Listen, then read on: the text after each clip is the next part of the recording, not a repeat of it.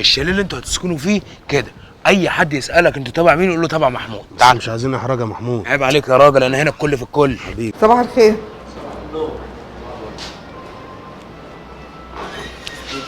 كنت عايز بس اقول لحضرتك على حاجه. طب تعالى ورايا على المكتب.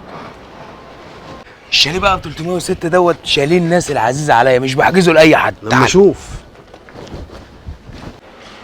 استاذ شيرين، ايوه بص كده حضرتك وانا براجع الحسابات الصبح تمام. لقيت حاجه غريبه. لقيت احنا عندنا دلوقتي كام شاليه؟ 10 وفيلتين صح؟ تمام. كل حاجه تمام ومظبوطه ما عدا الشاليه اللي هو 306 ده. الشاليه ده لغى حجزه امبارح، النهارده لقيته محجوز بس مفيش حساب ليه.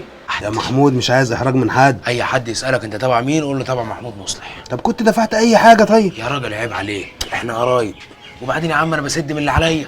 تسلم ذوقك يا استاذ محمود. شفت ابن عمي بيعمل معايا ايه؟ انا اخدم علي ابن عمي باي حاجه والله. يلا خش. يلا خش. لو عوزتك هرن عليك. ها خلاص ماشي. هتعوز حاجه؟ حبيبي يا حوده. ازاي؟ مش عارف. يعني كل الغرف والشاليات كلها تمام ما عدا 306. طب ايه الغريب اللي حصل يعني؟ الغريب الصبح اتاخرت ليه يا راجل كل ده؟ عمال تقول لي داخل عليك داخل عليك. اول مره اجي البلد. عامل ايه يا ابن عم؟ الحمد لله. والبلد عامله ايه؟ والله بيسلموا عامله ايه يا عليكم. ام ريان؟ منورين القريه كلها. انا هنا بقى الكل في الكل، محدش يقدر يقول لي حاجه. تعالوا. الدنيا هنا. تعال اتفضل. شايف التكييف؟ تعال. استاذ محمود. ايوه بقول لك يا استاذ علي، استناني كده قدام في الطرق انا جاي. تعال تعال خش. هم مين دول؟ هو انت كل حد اللي داخل معايا تقول لي مين دول؟ ايوه امال ايه؟ ناس قرايبي جايين من البلد. يعني ايه ناس قريبه يعني جايين؟ جايين يقضوا يوم ويمشوا اخر النهار. ايوه يعني حضرتك هتقعدهم فين دول؟ يعني ده ابن عمي ودي مرات ابن عمي. ماشي على دماغي بس هتقعدهم فين؟ ايه اللي هيقعدهم فين؟ احنا مفيش غير شاليه واحد بس هنا فاضي. شاليه كام؟ 306. ولا 306 ولا 316 هديها يا عم محمود. عديها يعني هتقعدهم ايه ببلاش؟ هو انت يعني قاعدني هنا في الحسابات بقى بدخل مين ومش بدخل مين والكلام ده، ومش كل حاجه بقى تروح تقولها للمديره.